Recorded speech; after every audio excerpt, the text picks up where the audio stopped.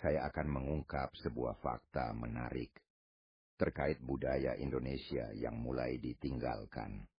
Padahal sebuah budaya dan karya leluhur yang terbentuk dengan dedikasi dari para leluhur.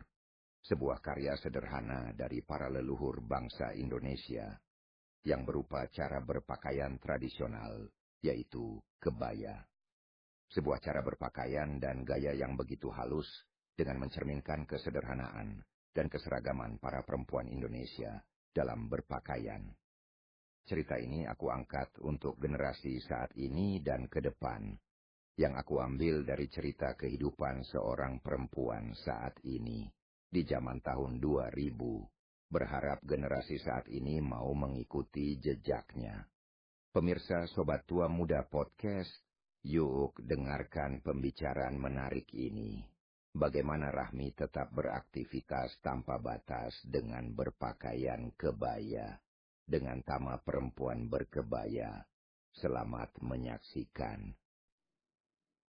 Halo Sobat Tua Muda, salam sehat berlimpah berkat. Hari ini tidak biasa saya menggunakan pakaian batik. Batik adalah salah satu identitas nasional yang mendunia. Dan kita ingin bagaimana podcast kita mau menghadirkan for God, Nation, and Humanity. Bagaimana kita menghadirkan religiositas dalam suasana cinta akan tanah air dan juga semakin menghadirkan pesan-pesan kemanusiaan. Oleh karenanya tidak salah, hari ini kita juga mendatangkan sosok yang sangat inspiratif. Seorang perempuan tentunya, menghidupkan lagi kebaya di tengah kehidupan modern. Mbak Rahmi Hidayati. Ini sebuah cerita soal seorang perempuan yang luar biasa bernama Rahmi Hidayati. Panggilannya Rahmi, lahir di Dumai, Riau, pada 26 Januari 1968. Lulusan sarjana komunikasi dari Universitas Indonesia tahun 1995. Dia berprofesi sebelumnya sebagai wartawan, kemudian aktif sebagai konsultan komunikasi, serta sebagai penggerak budaya melalui busana tradisional. Saat ini Rahmi adalah Ketua Umum Perempuan Berkebaya Indonesia, PBI, adalah suatu komunitas yang mendorong penggunaan kebaya sebagai warisan budaya yang hidup. Lewat aktivitasnya, Rahmi Hidayati membantu memposisikan kebaya sebagai simbol budaya yang aktif dan relevan. Bukan benda museum atau hanya untuk acara adat. Inisiatifnya membuka ruang agar generasi muda atau perempuan yang aktif bergerak bisa memakai kebaya dengan nyaman, sehingga budaya ini bisa hidup dalam keseharian. Kampanye internasionalnya membantu mengenalkan identitas busana Indonesia ke luar negeri, memperkuat citra bahwa kebaya punya nilai estetika dan kultural yang global. Mbak Rahmi, apa kabar? Alhamdulillah baik. Bagaimana suasana hari ini? Hari ini rasanya bikin saya deg-degan. Tiba-tiba diajak ngobrol di sini. Tentunya kan hari ini kita mau mengajak Mbak Rahmi untuk bicara soal peran seorang perempuan, tapi juga komunitas yang berkebaya untuk membawa wajah Indonesia dengan identitas yang senantiasa mau kita hadirkan. Karena identitas itu adalah roh untuk kemajuan dan juga kemampuan bangsa untuk tetap eksis di tengah situasi yang transnasional yang bisa memudarkan arti kesatuan dan persatuan. Oleh karenanya hari ini kita ingin mendengar nih betul dari pengalamannya Mbak Rahmi, apa sih yang menggerakkan Mbak Rahmi itu berkenan untuk terus menggunakan kebaya dan juga punya komunitas untuk menghadirkan kesadaran akan nasionalisme Indonesia. Mungkin ceritanya yang sederhana dari awal, kenapa tertarik gitu Mbak? Silakan deh cerita. Jadi dulu kita sering reunian sama teman-teman. Dulu saya wartawan di Bisnis Indonesia. Nah, kami sering ngumpul-ngumpul gitu sampai satu saat ada teman saya namanya Eski. Dia bilang gini, kita kebayaan yuk supaya kalau kita foto-fotoan tuh beda gitu ininya, kita penampilan kita. Akhirnya kita ngumpul lah, pada pakai kebaya. Nah, ketika lihat fotonya, wah, kok kita jadi kelihatan cakep gitu, kok jadi beda gitu. Jadi kebaya itu identik dengan lebih perform ya, lebih cantik dan membuat orang semakin percaya diri ya. Ya, itu bikin waktu itu karena kan kami biasanya pakai celana panjang, pakai kaos gitu. Iya. Satu saat kami berfoto pakai kebaya. Nah, biasa kalau wartawan tertarik sesuatu dipelajari. Saya pelajari, ternyata udah jarang yang pakai kebaya. Waktu saya jalan-jalan gitu ke Jogja, itu juga jarang yang pakai kebaya. Tuh di Pasar Beringharjo, saya ke Solo, di sana saya busuk-busukan ke pasar-pasar. Kan kalau di pasar-pasar itu banyak ibu-ibu yang jualan juga emak-emak, nenek-nenek gitu. Yang belanja juga ibu-ibu, tapi jarang banget yang pakai kebaya. Waktu itu di pasar yang segitu ramenya pagi-pagi, cuman 3 orang yang pakai kebaya. Padahal waktu kecil saya ingat ketika jalan ke Jogja itu banyak ibu-ibu menggunakan kebaya, makan sirih ya masih. Iya. Itu lalu kelobot yang berlaki-laki sehingga jalan itu bau kelobot, bau sirih. Iya. Itu lalu jadi citra rasa dan kebaya sebenarnya ya. Nah, itulah nenek moyang kita dulu begitu. Tapi udah belakangan ini itu berubah gitu. Jadi mereka udah jarang yang pakai yang perempuan-perempuan itu. Setelah saya pelajari gitu ya, saya tertarik dengan sejarahnya kebaya, dengan model-modelnya kebaya yang ternyata beragam juga, dan tiap-tiap daerah juga punya kebaya dengan ciri khasnya masing-masing, tapi pakemnya tidak dilanggar. Jadi ada pakem nih, gitu. Itu saya pelajari soal sejarah segala macam.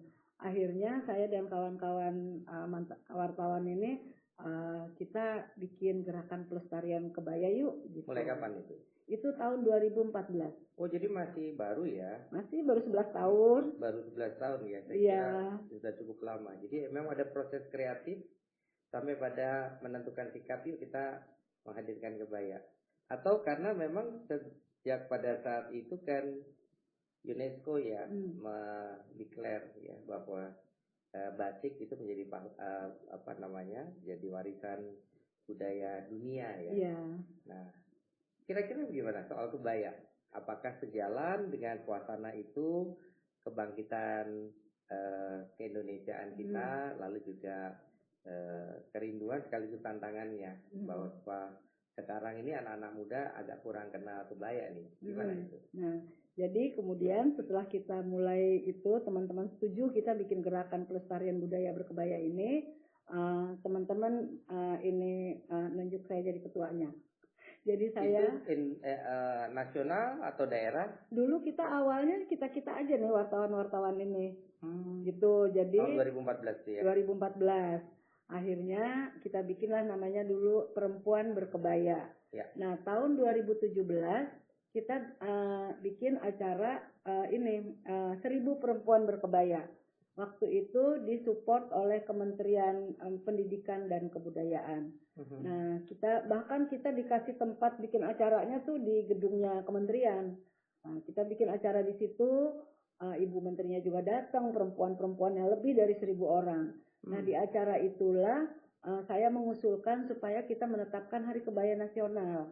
Terus waktu saya kasih sambutan karena saya ketua organisasinya itu. Terus saya usulkan supaya kita daftar ke UNESCO. Nah, tapi ketika itu belum bergerak gitu.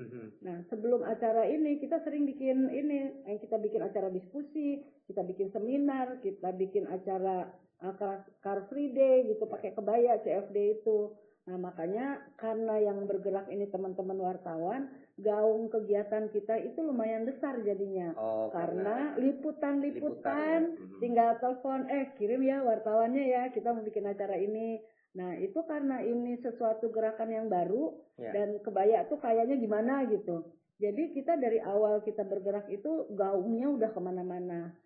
Sampai akhirnya saya bikin acara Kongres Kebaya Nasional. Nah, Kongres Kebaya Nasional itu kita adakan dulu di gedung UNESCO. Itu disupport oleh 4 kementerian. Kemenko PMK, Kementerian Kemendikbud, Kementerian Koperasi, sama Kementerian Perempuan. Mestinya gitu. Kalau sampai seperti itu kan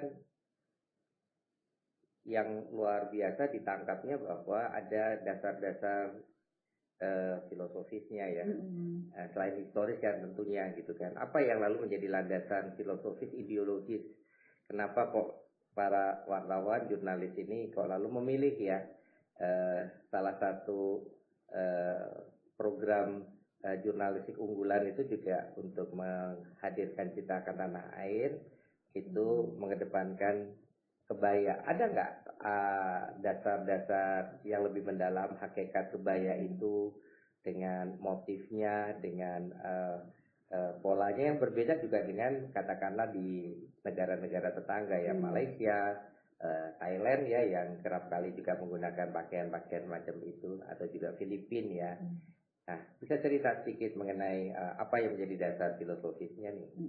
Jadi kalau kita mendalami soal kebaya ini, yang membuat saya pertama kali merasa teramat sangat terharu itu setelah saya mempelajari ternyata nenek moyang kita itu dulu berkebaya. Nenek moyang ya. Nenek moyang kita berkebaya. Nenek moyang itu kan juga kita macam-macam nih, dari Sabang sampai Merauke. Iya, iya. Yang dilihat nenek moyang yang mana? Kan kita sama-sama tahu Jawa oke lah. Iya. Tapi ada nggak di Sumatera, lalu di Kalimantan, lalu di pulau-pulau besar, 5 pulau besar Nusantara ini. Iya. Sehingga lalu kebaya itu juga bisa menyatukan keeratan kebangsaan Indonesia. Iya. Jadi kalau berdasarkan sejarah nih, dulu Indonesia ini Sumatera, Jawa, terus sampai akhirnya Indonesia Timur itu dulu jalur rempah. Jadi orang-orang dari negara-negara lain beli rempah-rempah di Indonesia itu mereka bisa jalan misalnya dari Malaysia sampai Indonesia Timur. Ya. Nah, salah satu tempat pemberhentian mereka adalah pelabuhan di Pekalongan. Oh, Pekalongan, bukan Pekalongan. Kelapa ya? Bukan, di Pekalongan itu salah satu tempat berhentinya mereka. Ya. Nah, ketika itu kan nenek moyang kita udah pakai kebaya. Para itu tuh pencari rempah dari berbagai negara ini, let's say Malaysia, Singapura, Thailand gitu, mereka ketika lewat Pekalongan naksir dong sama ibu-ibu orang Indonesia yang cantik-cantik, perempuan-perempuan Indonesia. Akhirnya mereka married. Ya. Bukankah di Pekalongan itu kan kalau kita lihat karena pesisir ya, itu ada tradisi dari Cina, ya toh. Kalau tidak salah kebayanya itu juga ada motif ya dari Cina. Yang saya tahu itu, tapi bisa nanti diperkuat nih sama cerita dari Mbak Rasmi. Termasuk yang agak pedalaman kan, kalau di Jawa, Jogja, Solo itu kan lebih dalam, lebih unik, lebih spesifik juga dengan bangsa kita. Itu kan dari yang di Jawa. Tadi kalau rempah-rempah kan dulu dari Malaka, terus mungkin ya sempat ke mana namanya Sumatera ya, langsung sampai lanjut ke daerah Kepulauan Maluku ya. Nah, di Maluku apakah juga ada misalnya? Jadi tidak hanya di Pekalongan, dan Pekalongan itu, tapi silakan nanti diberikan masukan, lebih mudah daripada yang ada di Yogyakarta dan juga di tempat-tempat yang tradisinya lebih tua. Gimana itu ceritanya? Ya, jadi itu nenek moyang kita itu berkebaya. Kalau yang saya baca dari ada kajian ilmiahnya dari UGM disertasi tesis soal sejarah kebaya. Dulu sejarah kebaya katanya adalah sejarah masuknya Islam ke Indonesia. Jadi dulu nenek moyang kita kalau nggak telanjang dada pakai kemben. Ketika Islam masuk itu diharuskan menutup aurat. Nah, yang harus ditutup ketika itu bahu, dada, punggung, lengan. Makanya kemudian pakailah selendang. Nah, kayak misalnya kebaya model yang saya pakai ini nih ada segi empatnya. Itu kalau sejarahnya ini dulu kemben di dalamnya. Ketika dipakai selendang untuk menutup tadi aurat, bahu, punggung, lengan segala macam. Nah, ketika dijahit akhirnya Ini kembennya kelihatan. Brokat begitu juga sudah dari dulu Ah, sudah ada ya. ah, Ini kan brokat ya. Kalau ya? brokat sih kainnya aja. Oh kainnya. Kain. Kalau yang seperti ini bukan disebut brokat ya. Ini brokatnya yang di tengah ini ya, brokat ya. Iya. Ini sih karena kreasi saya aja nih kalau baju yang saya pakai ini. Mulai dari kapan itu ada brokat dalam tradisi di batik dan juga di kebaya, penggunaan kebaya di Indonesia? Itu udah lama, udah 100-an tahun kalau brokat tuh ya, udah lama memang. Waktu Tapi, di Pekalongan awal juga belum ada enggak. Bukan Ya. brokat dari kain. Kain dulu kain apa namanya? Kain-kain biasa lah itu. Itu yang dibuat akhirnya jadi selendang apa gitu. Itu awalnya gitu. Nah, kemudian ada lagi yang selendangnya itu dipertemukan di tengah. Jadi dia begini di tengah. Nah, itu dikenal kalau model itu model kebaya Kartini.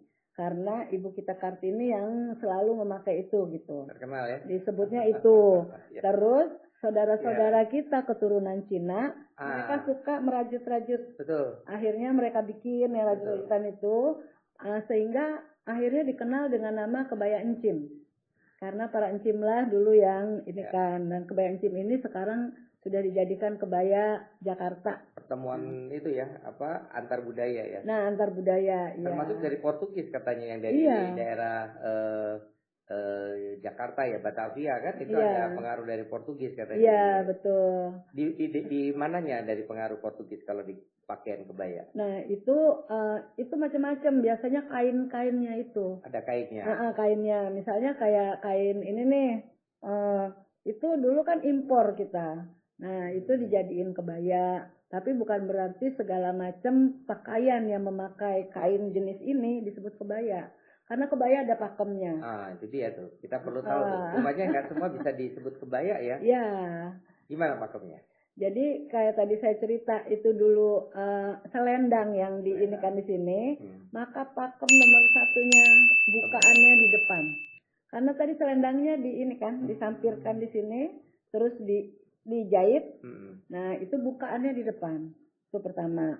Jadi kalau nggak ada bukaan di depan, itu misalnya baju kurung yang dari Sumatera baju kurung ya. Ya, ada yang bilang itu kebaya kurung. Bukan, kebaya kurung, kebaya ya kebaya, pakemnya beda lagi sama baju kurung. Nah, itu bagian depan. Terus kiri kanannya simetris. Gitu.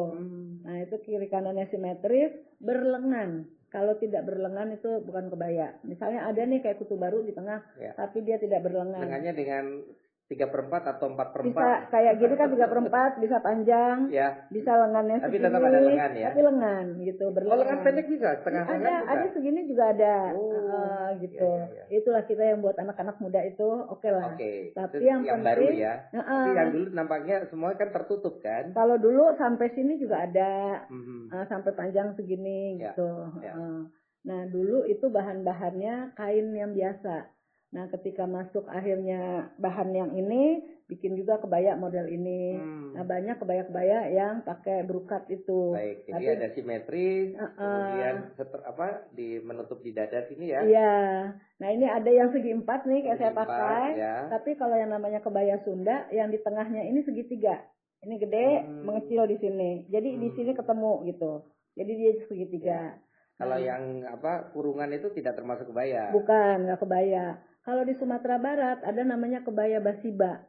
Kebaya basiba itu kebaya sama, pakemnya tadi tidak dilanggar, tapi dia panjang sampai ini. Terus lengannya ini ada jahitan khusus di keteknya sini.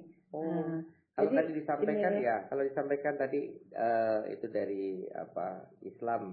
Apakah juga di Melayu, di Malaysia juga ada sebutan penggunaan kebaya begitu? Iya. Ada juga di Malaysia. Makanya saya bilang tadi waktu kita jalur rempah itu kan banyak tuh bapak-bapak yang tadinya para lelaki yang kerjanya di kapal itu, mereka berhenti di sini, berhenti di situ membeli rempah-rempah buat mereka bawa ke negaranya, bertemulah dengan perempuan-perempuan Indonesia yang cantik-cantik tuh nenek moyang kita dulu ya.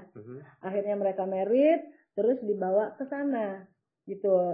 Jadi mungkin ada nenek moyang kita yang dulu dia ketemu di Pekalongan tuh, di itu. Nah, terus dibawa pulang ke Malaysia misalnya. Dia di Malaysia tetap berkebaya. Jadi lebih dulu Indonesia atau Malaysia? Lebih dulu Indonesia.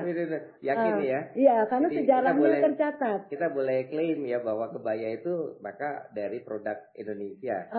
Jadi nah, bukan kalau dari sejarah Malaysia. ada. Iya, tapi ketika kita mendaftar ke UNESCO, jadi saya pengusulan kedua itu untuk Tahun berapa itu? 2020. Oh, baru 5 tahun ini ya? Enggak, sorry. Proses pendaftarannya 2022. 2021 ya 2021 dan jadi waktu itu 2021 itu saya bikin Kongres Kebaya Nasional. 2021. Yang bikin kongres itu COVID ya? Iya, Nah, kita bikin di Smesco itu yang hadir banyak lah, termasuk yang dulu kita pakai Zoom gitu, ribuan orang yang hadir. Dengan situasi COVID. Iya, situasi COVID. Nah, waktu itu kita bikin di akhir acara saya memasukkan bahwa kita mengusulkan lagi itu tuh Hari Kebaya Nasional sama ke UNESCO. Itu seminggu kemudian kita dapat telepon dapat dikasih tahu bahwa Malaysia itu akan mendaftarkan kebaya ke UNESCO. Oh. Mereka berhak karena syarat pendaftaran ke UNESCO itu kan UNESCO itu pelestarian budaya tak benda gitu. Nah, yang pelestarian itu hanya perlu pembuktian bahwa 20 tahun negara tersebut sudah melestarikan kebaya ini. Nah, sementara Malaysia udah ratusan tahun juga gitu. Singapura juga, Thailand juga ikutan. Itu dia. Nah, lalu, terus akhirnya kita itu masukan dari UNESCO. Nah, itu akhirnya kita membuat pendaftaran ke UNESCO dengan cara joint nomination. Bukan single nomination. Kalau Indonesia aja yang mendaftarkan itu single nomination. Tapi kalau kita beramai-ramai itu joint nomination. Dengan mana saja joinnya? Itu Indonesia, Malaysia, Brunei, sama Thailand. Oke. Itu akhirnya kita rame-rame. Karena apa? Kalau misalnya kita menolak, mereka udah siap nih 3 negara ini. Mereka mau nggak untuk join? Yang menawarkan join mereka. Oh. Kita dulu yang diajak, ayo join gitu. Siapa yang pertama menjadi inisiator joinnya? Malaysia ya. Okay. Akhirnya ya udah kita join. Kalau kita menolak, mereka udah daftarin, ya udah mereka nanti kita nggak masuk gitu. Padahal sejarahnya adanya di Indonesia. Akhirnya kita bareng. Jadi kayaknya tuh tugas kita untuk memperkenalkan ke dunia bahwa kita ada kebaya nih yang dilestarikan di beberapa negara gitu. Tapi sejarahnya ada di Indonesia.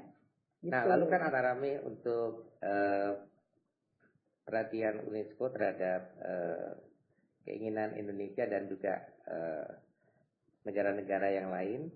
Apakah juga termasuk mengusung tambahan adanya atau yang disampaikan itu ada tambahan-tambahan aksesoris selendang kah atau dengan tutup kepala, kerudung ya, biasanya sebagaimana ibu negara kita, Ibu Fatmawati sebagai ya menurut saya itu yang paling famous ya. Kalau kita bicara soal kebaya, kita akan ingat apalagi zaman-zaman kita nih yang anak akhir baby boomers ya. Melihat penampilan yang paling famous orang yang berkebaya adalah ibu negara pertama kita, Ibu Fatmawati. Dia menggunakan aksesorisnya itu adalah kerudung yang saya ingat, lalu juga selendang itu pasti. Lalu ada tas ya tasnya. Lalu ada juga Ibu Tien Soeharto yang kapanpun itu mesti menghiasi jurnalis Indonesia itu berita Indonesia dengan pakaian kebayanya. Dan saya selalu ingat itu di belakangnya konde sama sanggulnya itu mesti ada bunga melati, betul ya? Itu yang saya ingat itu mesti Bu Tien Soeharto ya. Itu sebagai juga membawa marwahnya. Sedangkan ibu negara dari Malaysia, mohon maaf tidak, ibu negara dari Thailand juga tidak. Ya, dan yang lain yang tetap menggunakan kebaya, ya tetap konsisten. Nampaknya ibu negara Indonesia ya, gitu ya pada zaman itu ya. Gitu. Maka saya ingin tahu nih ceritanya aksesori apa yang kemudian juga mesti harus ada dalam penggunaan kebaya. Kerudung kah, selendang kah, Iya. Aksesoris manik-manik, liontin atau silakan. Iya. Jadi kalau kita pakai kebaya itu sama lah kayak kita pakai pakaian-pakaian yang pada umumnya ya soal aksesoris ini. Jadi kalau yang namanya kebaya, yang penting pakemnya tadi tidak dilanggar. Nah, bahwa ada aksesoris-aksesoris itu biasanya dipakai tergantung kita berkebayanya di mana. Kalau nenek moyang kita dulu ke sawah aja pakai kebaya. Mereka sepedaan itu ngangkut hasil-hasil kebunnya, ngangkut beras apa segala macam dibawa ke pasar pakai sepeda. Mereka berkebaya juga nenek moyang kita dulu. Nah, ketika itu mereka nggak pakai aksesoris sama sekali gitu. Mereka pakai ya pakaiannya itu ya kebaya, bawahnya kain, dan mereka itu bersepeda misalnya. Atau mereka ngangkat-ngangkat tuh yang di bahunya tuh ngangkat-ngangkat hasil-hasil kebun itu, ya mereka pakai bajunya aja, baju dan kain. Nah, itulah yang berkebaya. Bahwa nanti ada aksesorisnya, ada sanggulnya, sanggul juga modelnya macam-macam gitu, pakai ini. Nah, itu adalah pelengkap. Misalnya kita ke acara kondangan gitu ya, pakai kebaya. Biar masuk yang hakiki dari kebaya jadi ya. Iya, itu bukan sesuatu yang harus kudu wajib ada ketika kita berkebaya. Tapi memang kebaya itu aspeknya macam-macam. Itu dari sisi aspek ekonomi ya, bahwa kebaya itu juga aspek ekonominya adalah soal itu tadi kerajinan-kerajinan tangan yang bentuknya ada bunga, ada apa yang kita pakai ketika kita berkebaya. Termasuk yang disanggul gitu, di belakangnya ada bunga, ada apa. Nah, itu adalah sisi aspek ekonominya kebaya. Oke. Jadi kebaya itu juga ada aspek ekonominya, ada aspek budayanya, itu tumbuhnya di mana dan lain-lain, dan juga ada aspek politiknya kebaya itu.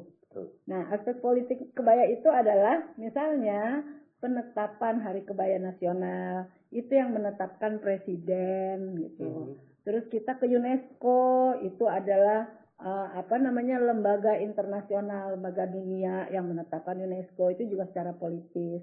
Terus ada lagi aspek psikologisnya juga ada kebaya. Ya, itu jadi dampaknya banyak. Iya, ininya kebaya kita itu. Perjuangkan kebaya menjadi sesuatu yang heritage ya. Iya, bahwa misalnya pakai sanggul, karena nenek moyang kita kan zaman dulu rambutnya panjang-panjang terus disanggul. Nah, ketika mereka pakai kebaya, mereka supaya rambutnya enggak ini disanggul yang bagus, dikasih yang tadi itu hiasan-hiasan. Terus kebayanya pun misalnya pakai kebaya Kartini, dikasih bros di sininya apa gitu. Tapi itu tidak harus kudu wajib dipakai ketika kita berkebaya. Itu waktu memperjuangkan, selain para teman-teman yang sudah berkumpul dalam kelompok jurnalis yang berkebaya itu, ada nggak tokoh-tokoh lain yang ikut memberikan dukungan sekaligus juga menggolkan Indonesia dan juga negara-negara tetangga yang bersama-sama Indonesia itu ingin menggolkan kebaya bisa menjadi pakaian dan warisan sejarah dari Indonesia dan kepulauan-kepulauan dan daerah negara sekitar. Iya. Siapa yang berpengaruh? Banyak ya, misalnya ada dari anggota DPR tuh dulu ada Ibu Tuti Rusdiono, terus menteri DPR yang tahun lalu ya? Iya, yang sebelum ini. Ya. Terus kayak menteri-menteri dulu dukung kita semua. Menteri-menteri dulu sama sekarang beda ya. Dulu kita ngelihat menteri-menteri pakai kebaya ya. Iya, yang perempuan-perempuan waktu itu bahkan sekarang dibuat siapa acara. Kalau sekarang siapa yang paling berperan besar? Kalau yang saya udah ketemu sih Ibu Menteri P3A, Pemberdayaan Perempuan dan Perlindungan Anak. Nah, beliau juga sangat mendukung nih kegiatan kita ini dan mengusulkan kita bikin acara bersama yang ada hubungannya sama kebaya dan sama perempuan dan anak gitu. Itu kita itu dulu ya itulah Kemendikbud itu dukung kita ya. Dari Menko PMK dukung kita ya.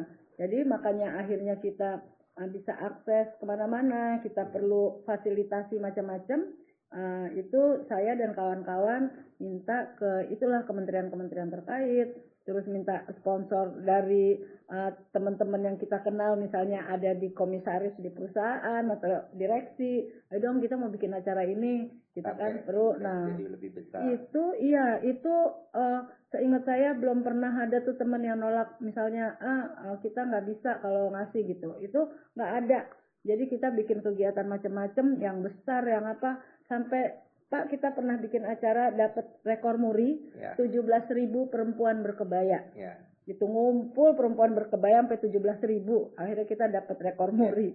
Nah itu kan kita memang membutuhkan dukungan yang itu ya, yang nggak main-main, itu bisa kita jalankan.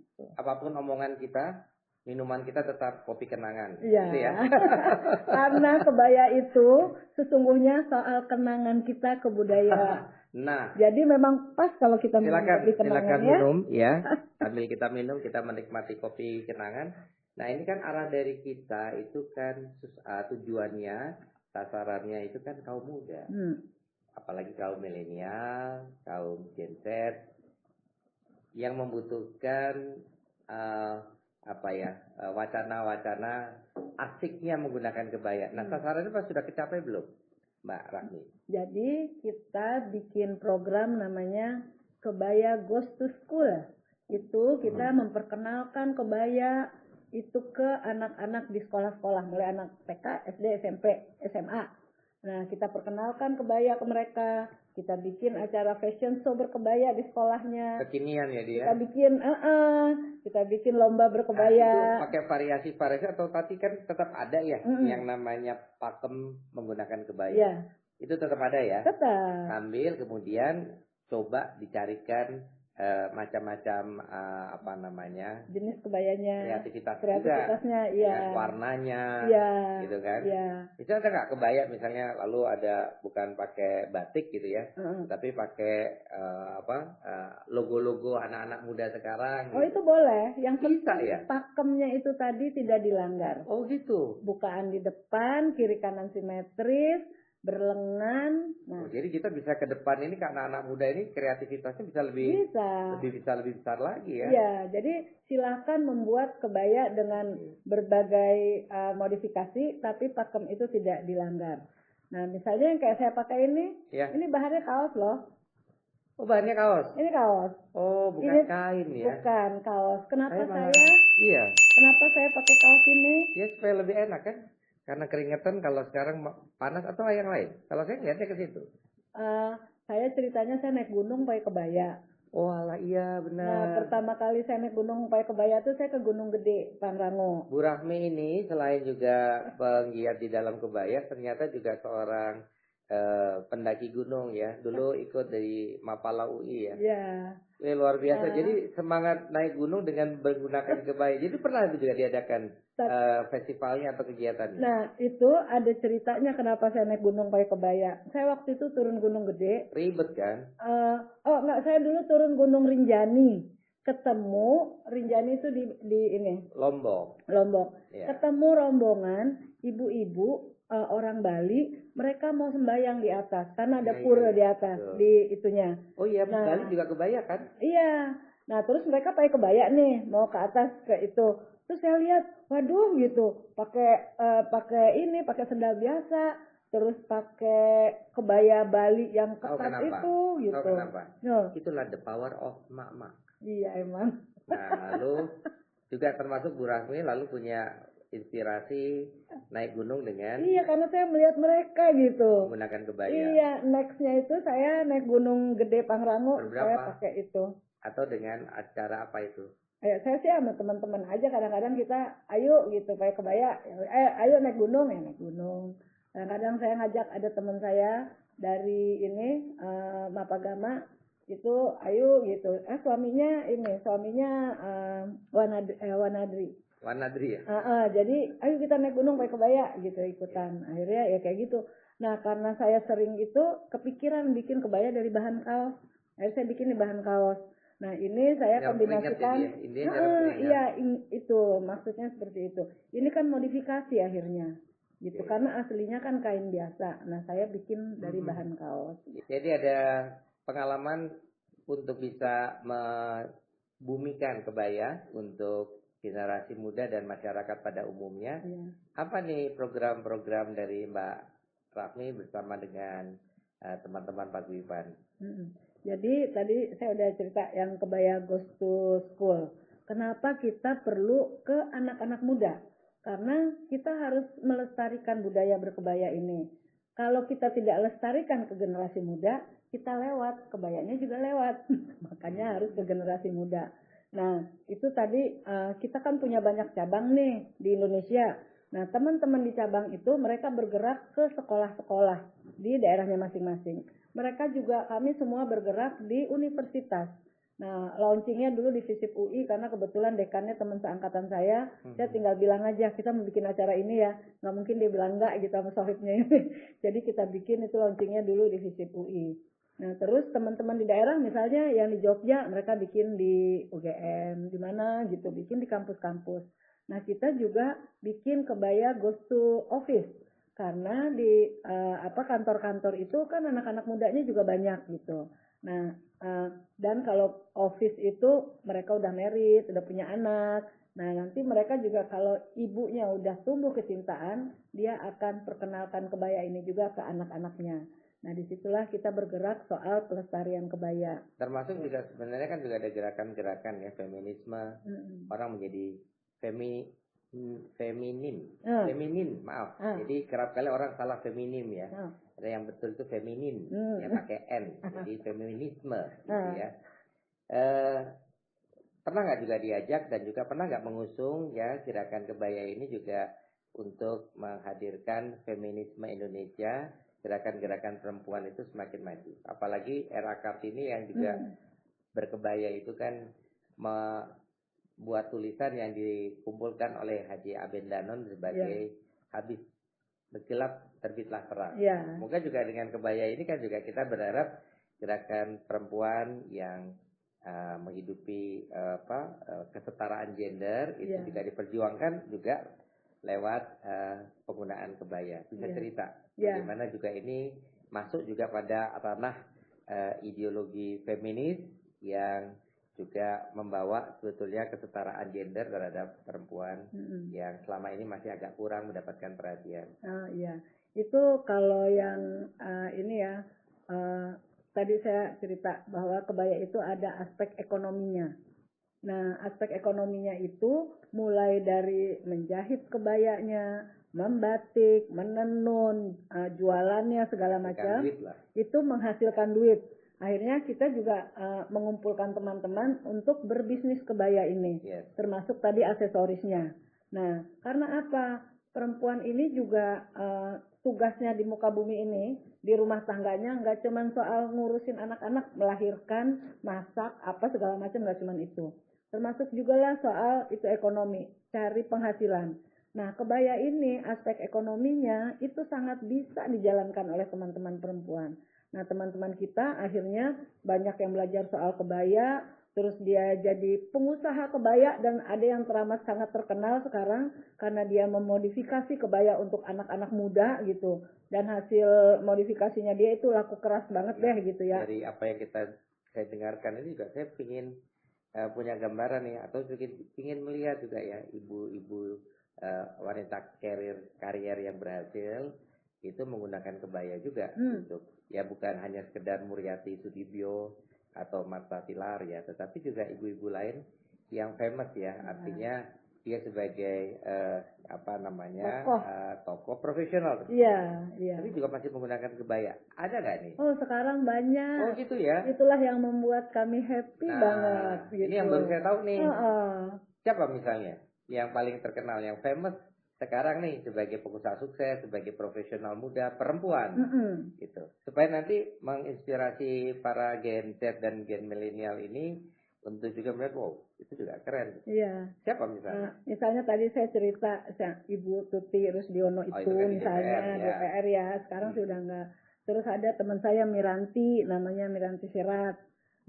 Itu dia juga pakai kebaya mana. Iya, dia pengusaha juga. Suaminya itu jenderal juga di Polri gitu, berbintang gitu, jenderal polisi. terus dia juga menulis buku tentang kebaya gitu. Oh, keren ya. Gitu. Terus ada teman saya ketua perempuan berkebaya yang di di Bogor misalnya. Itu juga nulis buku juga, bikin acara macam-macam yang selalu kita kait-kaitkan dengan kebaya. Bisa jadi tantangan juga, karena kebaya itu masih ada identik dengan acara hari nasional, ada hari khusus.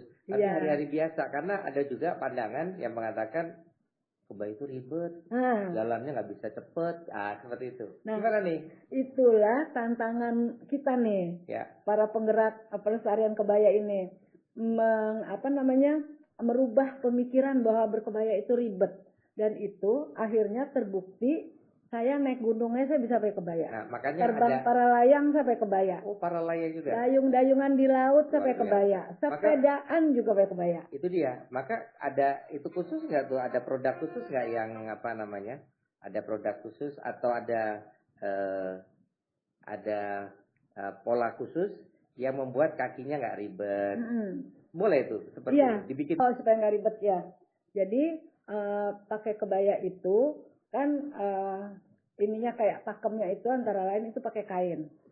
Nah, kalau anak-anak muda sekarang, misalnya di kampus gitu, mereka atasnya pakai kebaya, model kebaya, bawahnya pakai celana jeans, saya nggak pernah protes. Karena apa? Sebagaimana tadi penggunaan kebaya kan ada pakemnya. Iya, pakemnya itu pakai kain. Cuman biarin aja dulu mereka pakai kebaya, bawahnya pakai celana jeans. Nanti pelan-pelan bilang, kapan-kapan pakai kain ya, gitu. Nah, pada saat mereka pakai kain dan tidak ribet, ada nggak yang pekerjaan yang dimodifikasi untuk penggunaan kain kebaya itu? Iya, itu akhirnya kita ajarkan mereka bagaimana caranya memakai misalnya kain sarung batik misalnya, atau kain sarung tapi tenun, gimana caranya pakai supaya mereka nggak ribet, cuman seret dah gitu. Nah, itu diperbolehkan. Diperbolehkan memang. Sebagaimana tadi pakemnya. Iya. Bisa ya. Bisa. Atau misalnya kayak kain ini nih yang saya pakai ini kan kain panjang. Kain panjang itu dililit. Gimana caranya melilitnya supaya 1 menit aja udah selesai makanya, dan kaki itu bisa melangkah tetap dengan enak gitu. Nah, ada juga yang kainnya ini mereka jahit jadi bentuk rok panjang gitu. Jadi atasnya kebaya, bawahnya sebetulnya rok panjang tapi bahannya batik. Jadi punya modifikasi. Saya juga suka pakai pakaian Jawa ya. Ya, untuk yang bawah itu saya kasih velcro. Jadi hanya waktunya 30 detik aja udah selesai dipakai. Iya. Itu juga ya. Itu juga bisa kayak gitu. Dan tetap diperbolehkan sebagai bagian dari modifikasi ya. Iya. Keren. Jadi itu kan sebetulnya yang penting dipakainya kain. Tapi kainnya itu gimana ininya, nah itulah yang kita cari. Gimana polanya, gimana modifikasinya, gimana praktisnya, iya gitu. Oke, ini keren sekali tuh. Nah, kalau misalnya kayak saya naik gunung gitu, saya nggak akan pakai kain batik yang panjang gitu, yang dililit-lilit, karena itulah yang nanti bikin ribet melangkah-melangkah. Saya akan pakai kain sarung. Oke. Gitu. Ini ngomong-ngomong nih soal kebaya, ada sesuatu yang bisa direfleksikan untuk para pendengar podcast kita ini. Apa yang paling mengharukan, apa yang paling membanggakan, apa yang paling menyentuh dari Mbak Rasmi ketika berjuang untuk menasionalisasi, memperkenalkan kebaya ini sebagai bagian dari identitas bangsa? Apa yang paling mengharukan? Yang paling tidak terlupakan sebagai sebuah pengalaman? Iya. Kalau yang ada di ini saya sejak awal itu sampai sekarang, akhirnya jadi inian juga buat teman-teman adalah cintai Indonesia dengan berkebaya. Karena kebaya itu adalah warisan nenek moyang kita. Kita ada di bumi Indonesia ini karena kita punya nenek moyang. Kalau warisan nenek moyang kita cuekin, kita betul-betul nggak berusaha untuk melestarikan, terus gimana nanti nenek moyang kita gitu. Itu harapannya ya. Itu harapannya. Tapi pengalaman yang paling mengesankan dari selama memperjuangkan kebaya ini menjadi pakaian yang semakin dikenal luas, bahkan dimasukkan UNESCO, apa yang paling mengharukan, apa yang paling menyentuh sehingga Mbak Rasmi mengatakan gua nih mesti harus berjuang untuk menghadirkan kebaya apalagi untuk kaum muda dan generasi sesudah kita hidup ini. Apa yang lalu menyentuh dari segi pengalaman? Waktu saya jalan-jalan ke pasar-pasar itu di Jogja, di Solo, terus di Pekalongan, itu saya cuman menemukan ibu-ibu pakai kebaya bisa dihitung mungkin cuman nggak sampai 10 jari ini. Nah, kalau misalnya ibu-ibu aja yang di daerah-daerah yang kita tahu disitulah asal usul budaya berkebayanya atau apa gitu. Nah, nanti terus gimana? Kalau mereka aja nanti kita tidak bergerak melestarikan ke anak muda. Kemarin saya ke pasar itu ketemu cuma 5 orang ibu-ibu pakai kebaya, yang jualan jamu aja udah nggak pakai kebaya. Terus nanti mereka sudah lewat, udah nggak ketemu lagi yang pakai kebaya di sana. Makanya terus kepikiran kita harus melestarikan ke generasi muda. Nah, ada tagline-nya. Seperti saya lagi mikir ini tagline-nya untuk orang supaya bisa mendapatkan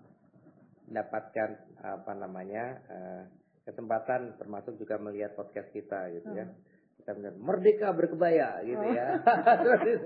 Karena kan kita memakai pakaian itu kan adalah pilihan ya. Tapi kita pilihannya gua mau pakai kebaya karena gua menunjukkan aku orang merdeka. Aku orang Indonesia. Dan selanjutnya kira-kira sudah punya apa ya?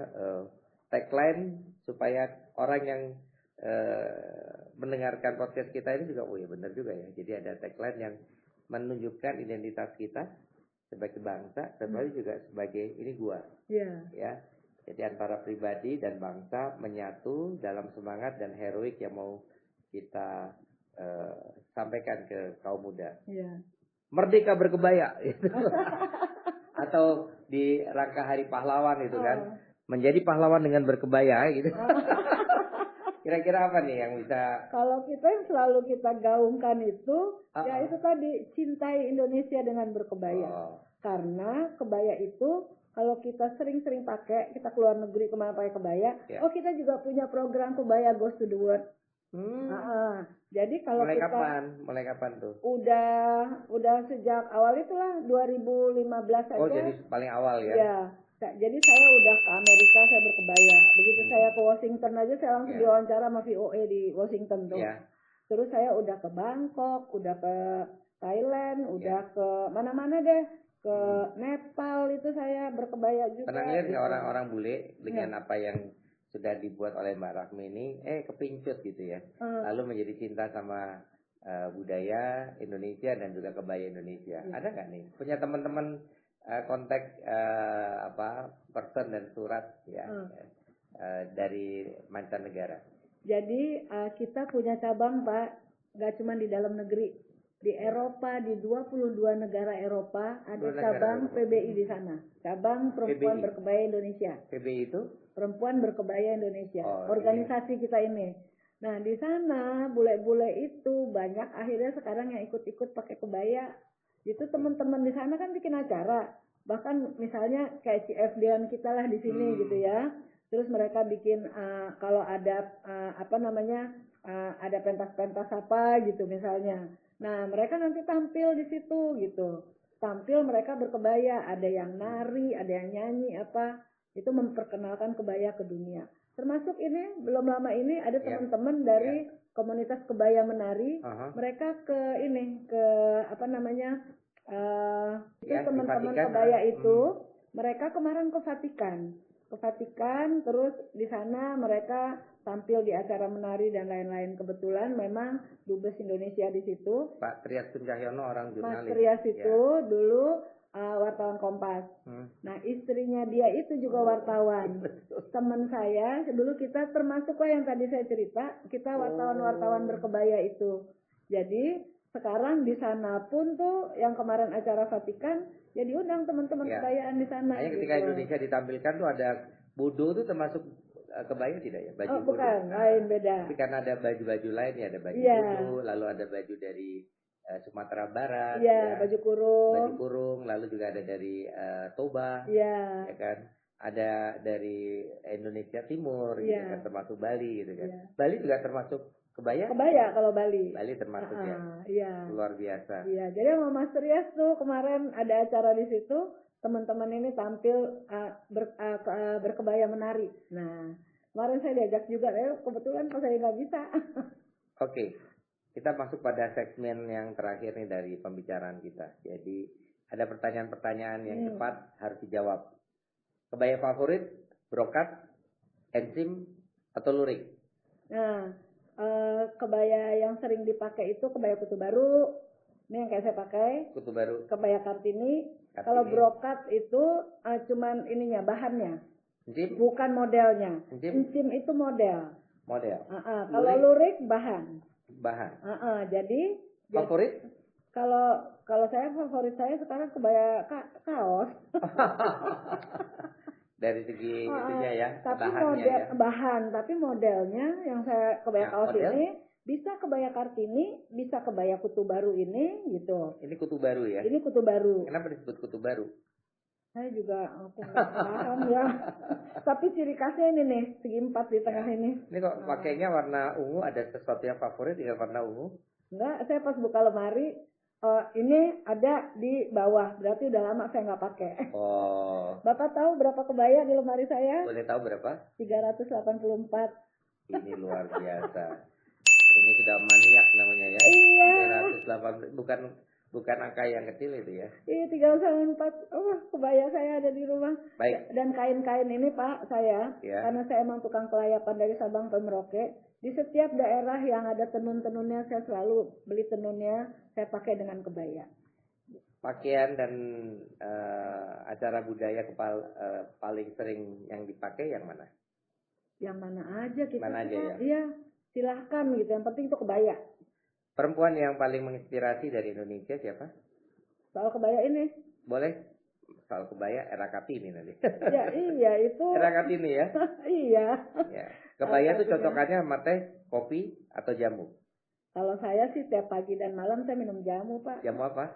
Saya bikin sendiri, jahe, kunyit, kencur, pala, teh. Jamu awet muda nggak ya? Itu bikin saya awet muda sih Pak. Oh gitu ya. Lagu daerah paling favorit? Kalau saya sih lagu daerah apa ya? Jangan-jangan bertolak belakang dengan kebaya, tapi senangnya lagu jazz gitu. Mana ada kebaya lagu jazz? Saya nggak bisa nyanyi Pak, tapi saya bikin lagu soal kebaya. Dan sekarang ngetop banget lagu saya. Oh gitu, bisa dinyanyikan dong? Bisa itu Pak, saya menciptakan lagunya, saya nyetir tengah malam, sekitar jam 12 malam sendiri di jalan tol, supaya nggak ngantuk karena saya sendirian di mobil, saya teriak-teriak nyanyi. Saya pikir, kok lucu juga, saya rekam, jadilah lagu Perempuan Berkebaya. Boleh dong, sedikit dikasih gambar supaya nanti ini menginspirasi anak-anak muda dan generasi Z. Ya, nih gini. Perempuan berkebaya, berjalan berpayung surya, tak ada gelap yang tahan. Kala kau melintas dengan keanggunan, perempuan berkebaya, menari di atas pelangi cinta, yang hatinya sedamai rembulan, kukuh memandang masa depan. Wah, keren. Ini kalau nanti masuk berkebaya kita, perempuan Indonesia, cantik dengan busana dari leluhur bangsa. Berkebaya kita, jati diri sungguh indah, kami bangga, kami bahagia. Ini dulu ikut suara Maradika kali. Sumpah Pak, saya nggak pernah nyanyi Pak. Oh gitu ya. Oh luar biasa. Jadi tidak termasuk kelompoknya Guru Soekarno Putra, tetapi bisa menghadirkan ya semangat ya. Pak, kalau saya, sumpah deh Pak, saya merasanya ini lagu titipan para leluhur Pak. Oh iya. Masa saya lagi nyetir tengah malam, tiba-tiba saya nyanyi. Saya nggak pernah nyanyi, boro-boro saya nggak pernah ikut paduan suara, whatever lah yang soal nyanyi-nyanyi. Tiba-tiba saya menciptakan lagu ini. Kalau di Google tuh Pak, udah deh yang nyanyiin udah banyak banget. Oke, terima kasih. Ini kesempatan yang sangat baik. Mbak Ratmi bisa sharing sama kita lewat podcast Sobat Tua Muda. Terima kasih Mbak Ratmi juga boleh hadir. Dan buat kamu yang setia dan dengerin sampai akhir, jangan lupa follow, share, dan terus dukung karya anak bangsa Romo Yos Bintoro menghadirkan semangat untuk cinta akan tanah air, menghadirkan semangat kemanusiaan yang humanis, tetapi juga yang bertoleransi dalam kaca dan juga lingkup ketuhanan yang Maha Esa. Salam sehat, berlimpah berkah.